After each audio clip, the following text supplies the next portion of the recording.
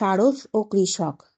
এক ঝাঁক বকের উৎপাতে এক কৃষক একবার বড়ই বিপদে পড়ল। বকদের জন্য তার ধান ক্ষেতের ধান সব নষ্ট হতে বসল। অনেক চেষ্টা করেও সে বকগুলোকে তাড়াতে পারে না। কতভাবে চেষ্টা করেছে, কিন্তু সেদিনকার মতো উড়ে চলে গেলেও পরদিন আবার তারা ঝাঁক বেঁধে খেতে এসে পড়ে, আর তার ধান নষ্ট হয়। একদিন কৃষকের এক বন্ধু বলল, এভাবে হবে না ভাই, কেবল ক্যানেস্টারে পিটিয়ে আর ঢিল ছুঁড়ে বক তাড়ানো যায় না। আস্ত ঝাঁকটাকে ধরতে না পারলে ওরা তোমার ধান যেমন নষ্ট করছে তেমনই করবে। বন্ধুর কথা শুনে একদিন কৃষক তার ক্ষেতের ফাঁদ পেতে রাখল। সেই ফাঁদে সবকটা বকই সেদিন ধরা পড়ল।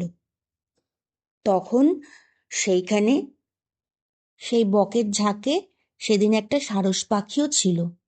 ভাগ্যদোষে সেও বকদের সঙ্গে ধরা পড়ল। সারস পাখি দেখতে বকের চেয়ে বড়। কৃষক প্রথমেই তার লম্বা গলা চেপে ধরল। রাগে তার চোখ তখন আগুন জ্বলছে। বিপদ বুঝতে পেরে সারস কৃষককে কাতর স্বরে মিনতি করে বলল, আমি তো তোমার কোনো ক্ষতি করিনি, আমায় তুমি ছেড়ে দাও।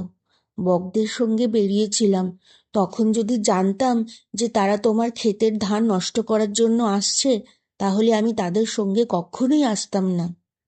কৃষক বলল, আমি তোমার কোনো কথাই শুনবো না। তোমাকে আমি দুষ্টু বকগুলোর সঙ্গে যখন ধরেছি, তখন তাদের সঙ্গে তোমাকেও সাজা পেতে হবে। ওরা এতদিন আমার অনেক ক্ষতি করেছে। পুরো ঝাঁকটারই গলা টিপে মারবো, যাতে কখনো কারোর কোনো ক্ষতি না করতে পারে। তোমাকেও আমি ছাড়ছি না, তোমারও শিক্ষা হওয়া দরকার। গল্পটির উপদেশ হলো, দুষ্টু লোকের সঙ্গে থাকলে ভালো লোককেও শাস্তি পেতে হয়। ছোট বন্ধুরা ও আমার চ্যানেলটির সকল শুভাকাঙ্ক্ষীদের কাছে অনুরোধ যে আরও ভালো ভালো নীতিশিক্ষামূলক গল্পগুলি শুনতে মনমিতালি চ্যানেলটি সাবস্ক্রাইব করো। প্রতিদিন আরও ভালো ভালো গল্প শুনতে তোমাদের সঙ্গে থাকা খুবই প্রয়োজনীয়। তাই মনমিতালি চ্যানেলটিতে লাইক, শেয়ার, কমেন্ট করে তোমাদের মতামত অবশ্যই জানাও। ধন্যবাদ।